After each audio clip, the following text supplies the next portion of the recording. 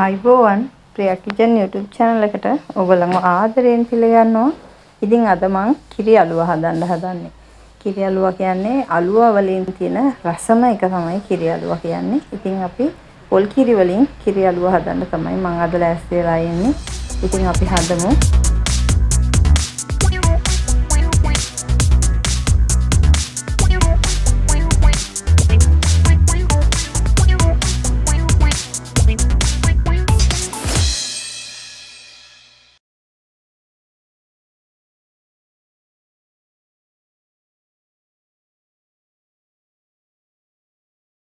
මෙතන මම හාල් පිටි කිලෝ එකක් අරන් තියෙනවා. තෙත හාල් පිටි කිලෝ එකක් අරගෙන මම මේක බෙදලා ගන්න තමයි හදන්නේ. පිටි බදින්න හුඟක් දෙනා දන්න හින්දා මම කෙලින්ම පිටි ටික බදින එකම තමයි ඉස්සෙල්ලාම ඔයගොල්ලන්ට පෙන්නන්නේ. ඉතින් හාල් පිටි ටික හොඳට බෙදලා ගන්න.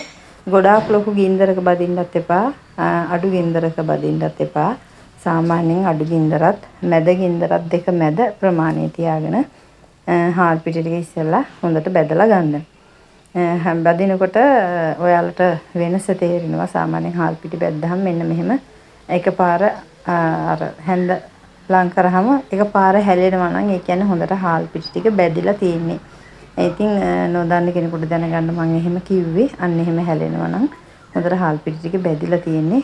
ඒ නැතත් ඔයාලට දැනෙනවා අතට හොඳට අර තෙත හාල් පිටි වල තෙත ගතිය ගිහිල්ලා පිටියේ කොහොමද සිනිඳු ගතියට තියෙනකොට ඔයාලට දැනෙනවා හාල් පිටි ටික බැදිලා කියලා. ඉතින් ඒ විදිහට කළු කරගන්නෙත් නැතුව හාල් පිටි ටික ඉස්සෙල්ලා හොඳට බැදලා ගන්න. ඊට පස්සේ අපි මේ ටික හලා ගන්න ඕනේ. හාල් පිටි ටික හොඳට හලාගෙන හලනකොට සාමාන්‍යයෙන් තෙත හාල් පිටි බදිනකොට සාමාන්‍යයෙන් මේ වගේ කැට හිටිනවා. ඒක සාමාන්‍යයෙන් පිටිවල හැටියක් කැට නැති වෙන්න පිටි බැද ගන්න බොහොම අමාරුයි. මෙන්න මේ වගේ කැට ඉතුරු වෙනවා. ඉතින් හුඟක් දෙනා මෙහෙම ඉතුරු වුනහම වීදුරු බෝතලයකින් පතර කොලයක තියලා කුඩු කරලා ගන්න වෙලාවලුත් තියෙනවා. නැත්තම් හත්වාන් ගෙඩියක දාලා තලලත් ගන්නවා. ඉතින් දැන් පහසු ක්‍රම තියෙනවා. ඒ තමයි බ්ලෙන්ඩරේ. ඉතින් අපිට පුළුවන් බ්ලෙන්ඩර් එකට දාලා මේක හොඳට කුඩු කරලා ගන්න. මතක ඇතුව බ්ලෙන්ඩරේ කුඩු කරාම මෙන්න මේ වගේ හොඳට පවුඩර් වගේ වෙන්න කුඩු කරලම ගන්න. නැත්තම් කැට වගේ ඉතුරු වුණොත් අපි පොල් කිරි එකතු කරලා හදන අලුව එකක් නිසා අලුව එකේ අර මේ කැට අහු වෙන්න ගත්තොත් අපිට කටට කනකොට ඒක අපහසුතාවයක් වෙයි. ඊළඟට මම සීනි වලිනුත් ඕගොල්ලන්ට සීනි මැන ගන්න විදිහක් මම මේ කියන්න හදන්නේ. මේ තියෙන සීනි කිලෝ එකේ පැකට් එකක්. කිලෝ එකේ පැකට් එකකින් 500 වෙන් කරගන්න පුළුවන්. හරි ලේසි ක්‍රමයක් මේක. කිලෝ එකේ පැකට් එක හොඳට තුනී කරලා හරි මැදින් බෙදලා අපිට 500 ගන්න පුළුවන්. ඒක සාමාන්‍යයෙන් තරාදියක් නැති කෙනෙක් නම් ඔය කප් එකකින් සමහරු කප් වලින් මනිනවා, සමහරු තරාදි වලින් කිරනවා. ඉතින් තරාදියකින් කිරා ගන්න හරි කප් එකකින් මනින්න හරි නැති කෙනෙකුට නම් මේක හරි ලේසියි. මම ගන්න ක්‍රමය මේක. මෙන්න මේ වගේ සීනි පැකට් එක හොඳට ගානට තුනී කරලා සීනි පැකට් එකේ හරි මැදින් දෙකට කපන්න. මේ වගේ මම මේ කපන විදිහට පිහියකින් කපන්න. කපලා පිහිය අයින් කරන්න එපා පැකට් එකකින්. අයින් කරන්න නැතුව අර කැපිලා වෙන් වෙච්ච මුළු දෙකෙන් පැකට් එක එකපාර උඩට උස්සන්න. උස්සනකොට සීනි ටික දෙපැත්තට මෙන්න මේ වගේ අන්න. එතකොට සීනි ටික දෙපැත්තට වෙන් වෙනවා. ඉතින් මම කියන්නේ මේක හරියටම 500 දෙකක් කියලා. සමහරක් විට හරියටම 500 දෙකක් වෙන්නත් පුළුවන්. එහෙම නැත්නම් සමහර විට 480ක් එකක් 520ක් වගේ වෙන ප්‍රමාණයක් වෙන්නත් පුළුවන්. එහෙම ග්‍රෑම් 20ක 30ක වෙනසක් වුණා කියලා රස වෙනස් වෙන්නේ මේ තියෙන්නේ සීනි 500ක් මම දාලා. ඒකට මම දැන් පොල් කිටි වලින් මේ තියෙන්නේ 250 කප් එකක්. මිලිලීටර 250 කප් එකක්. ඒ වගේ 250 කප් දෙකක් දානවා. දාලා මම තව කෝප්පේ හොදලා තව මිලිලීටර 50ක විතර වතුර ප්‍රමාණිකුත් මේකට එකතු කරනවා. මිලිලීටර් 250 පොල් කිරි කෝප්ප දෙකයි. තව කෝප්පේ හොදලා මිලිලීටර් 50ක විතර වතුර ප්‍රමාණයක තමයි මම එකතු කරේ. ඇත්තටම හාල් කිලෝ එකකට මේ දාන වතුර ප්‍රමාණය දැම්මහම හොඳටම ප්‍රමාණවත්. සීනි 500යි අපි දැම්මේ. වතුර මිලිලීටර් 250 කප් දෙකයි. ඊට පස්සේ තව අමතර මිලිලීටර් 50ක් විතර දැම්මා. දැන් මම මේ ලුණු චුට්ටක් එකතු කරේ. බොහොම ලුණු චුට්ටක් පොල් කිරි එකතු කරලා හදන අලුව එකක් නිසා ලුණු චුට්ටක් එකතු කරන්න. ඊළඟට සාමාන්‍යයෙන් අපි හාල් තෙත හාල් කිලෝ එකක් කඩෙන් ගෙනාවහම කිරලා බලන්න සාමාන්‍යයෙන් හරියටම කිලෝ එක තියෙයි. අපි ඊට පස්සේ ඔක බදිනවා. බෙදලා ගත්තාම තව බර ප්‍රමාණය ටිකක් අඩු වෙනවා. ඊට අමතරව අපි අලුව තුනී කරන්න වෙනම හාල් පිටි ටිකක් එහෙන් ගන්නවා. උඩින් අලුව වලට ඉහන්න තව ටිකක් ගන්නවා. එතකොට අපිට සාමාන්‍යයෙන් කිලෝ එකකින් අපිට ග්‍රෑම් 800ක් විතර වගේ ප්‍රමාණයක් තමයි හාල් පිටි අලුව එකට එකතු කරන්නේ. ඒකයි මම සීනි 500 හොඳටම ප්‍රමාණවත් කියලා කිව්වේ. ඒ 800 වගේ ප්‍රමාණයට මම මේ එකතු කරපු දියර ප්‍රමාණයත් හොඳටම ප්‍රමාණවත්. ඉතින් වැඩි වෙයි වගේ සැකයක් තියෙනවා නම් පැණි එක හොඳට උණු වුණාට පස්සේ අපිට පොඩ්ඩක් අයින් කරලා පැත්තකින් තියලා ඊට පස්සේ අපිට අලුව එක අනන වෙලාවට මදි වෙන විදිහට ටික ටික දදා අනලා ගන්න පුළුවන්. ඉතින් ඉස්සෙල්ලා අපි පැණි එක උණු කරමු. ඉතින් මේක හොඳට උණු කරන්න ඕනේ.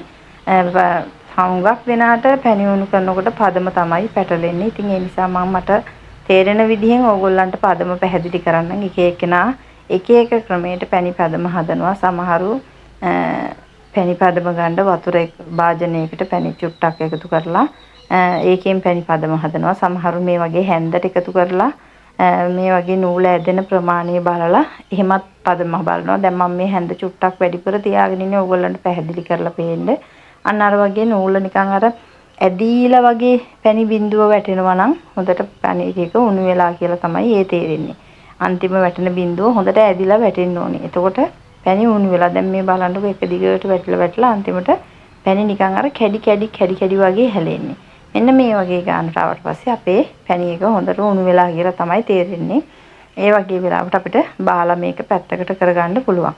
සාමාන්‍යයෙන් අපි අලුව කපනකොට පැණි ටිකක් නිවලා ගන්නෙ මේ වගේ හොඳට පැණි එක උණු වුණාට පස්සේ පැත්තකට බාලා අපි පොඩ්ඩක් නිවෙන්න තියලා ඒ අතරේ අලුව කපන ලෑල්ලට අපි අර බැදපු හාල් පිටි වලින් අඩියට හොඳට හාල් පිටි ටිකක් ඉහළ ගන්නවා. ඒකයි මම කිව්වේ අපි කිලෝ එකක් ගෙනාවට අපිට අලුව එක කපනකොට සෑහෙන පිටි ප්‍රමාණයක් අඩු වෙනවා.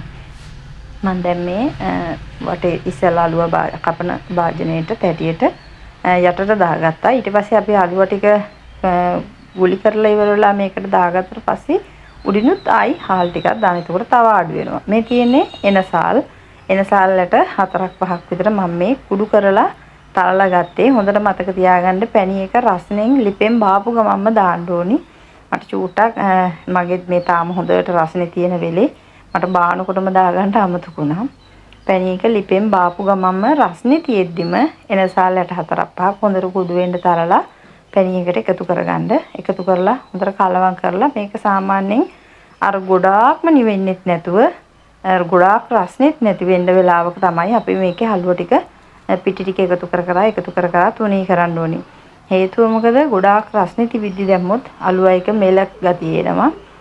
හොඳටම නිවිලා දැම්මොත් සාමාන්‍යයෙන් අලුව කපන්නේ පැණි එක හොඳටම නිවිලා අරන්. හුඟක් දෙනා පැණි එක හොඳටම නිවිලා අරගෙන පිටි ටික එකතු කරලා තමයි අලුව කපන්නේ. එතකොට තියෙන එකම ප්‍රශ්නේ තමයි අපිට අලුව ටික මේ වගේ පිටි එකේ එකතු කරලා තුනී කරගන්න වෙලාවක් නැහැ. ඊට කලින් අලුව එක හයි වෙනවා. ඉතින් අපිට අර මම ඒකයි කිව්වේ ගොඩාක් රස්නෙත් නැතුව සාමාන්‍යයෙන් යන්තම් රස්නේ තියෙන්න ඕනේ. පැණි එක යන්තම් රස්නේ තියෙද්දි පිටි ටික එකතු කරලා මේ වගේ හොඳට පිටි බෝලයක් වෙනකන් පිටි ටික අලුව පිටි ටික අනලා ගන්න. එතකොට සාමාන්‍යයෙන් අපිට දැන් මේ පිටි මිශ්‍රණය අල්ලනකොට සාමාන්‍ය මද රස්නයක් තියෙනවා. ඒ වගේ රස්නේ තියෙද්දි මේක අනලා ගත්තාම අපිට නිදහසේ ලෑල්ලේ තියලා තුනී කරලා කෑලි ටික කපලා වෙන් කරගන්නකම් මේක හයි වෙන්නේ නැහැ. ඊට පස්සේ තමයි මේක හයි වෙන්න පටන් ගන්න. ඒ නිසා දැන් සාමාන්‍යයෙන් පැණි ටික හොඳටම නිවලා ගත්තොත් අපිට ටක් ගාලා කපා ගන්න පුළුවන්. හොඳට පළපුරුදු සහිත කෙනෙකුට ඒක හරි ලේසියි. මොකද පැණි ටික හොඳටම නිවුනහම හාල් පිටි ටික දැම්මා දාලා ටක් ගාලා හනලා ගත්තා. අරන් තුනී කරපු ගමන්ම අලුව ටිකේ ඉරි ගහන්න කලින් අලුව කෑල්ල හයි වෙනවා. ඒ හයි වෙන එක නවත්ත ගන්න තමයි මම කිව්වේ සාමාන්‍යයෙන් තරමක් රස්නේ තියෙද්දී පිටි ටික එකතු කරලා හොඳට අලුව පිටි ටික එකට එකතු කරලා ගුලි කරලා අරන් මේ වගේ තුනී කරලා කෑලි ටික කපා ගන්න ඕනේ. එතකොට අපිට වෙලාව තියෙනවා. දැන් මේක අපිට පිහියෙන් ඉර ඇඳ ගන්න වෙලාව තියෙනවා. කෑලි ටික කපලා වෙන් කර ගන්න වෙලාව තියෙනවා. නැත්තම් අපිට කෑලි ටික ඉරි ගහ ගන්න කලින් අලුව එක ටක් ගාලා හයි වෙලා බිස්කට් වගේ ගතියට එනවා. හොඳටම නිවලා ගත්තොත්. ඒ නිසා හොඳටම නිවලා ගන්න නැතුව සාමාන්‍යයෙන් යන්තම් රස්නේ තියෙද්දි අලුව පිටි ටික එකතු කරලා මේ වගේ හොඳට තුනී කරලා ගන්න. ඇත්තටම අලුවා වලින් මම නම් කියන්නේ රසම අලුවා තමයි පොල් කිරි එකතු කරලා හදන අලුවා. කිරි අලුවා කියලා කිව්වේ මේක අපි අර කිරි දානෙට දෙන කිරි අලුවා නෙමෙයි. මේ පොල් කිරි එකතු කරලා හදන අලුවා. එතකොට පොල් කිරි එකතු කරලා අලුවා කැපුවාම හරිම රසයි. ඉතින් අලුවා වල තියෙන හොඳම රස බලා ගන්න නම් අලුවා පිටියකට පොඩ්ඩක් පොල් කිරි ටිකක් එකතු කරලා බලන්න ඕනි. ඉතින් මෙන්න මෙහෙම තමයි මම අලුවා ටික කපා ගත්තේ. ඔයගොල්ලොත් කපලා බලන්න ඇත්තටම රසයි. ඉතින් අදත් මම ඔයාලට ආදරෙන් මතක් කරන්නේ මගේ වීඩියෝ එක හොඳයි නම් මාව subscribe කරලා යන්න. ඒ වගේම like කරන්න, comment කරන්න. මේ වීඩියෝ එක තවත් යාළුවෙකුට බලන්න share කරන්න කියලා මතක් කරන ගමන් අලුත් වීඩියෝ එකක් අරන් ආයෙත් එන්නම්. එතකන් ඔයගොල්ලෝ හැමෝටම සුබ දවසක් වෙන්න කියලා ප්‍රාර්ථනා කරනවා.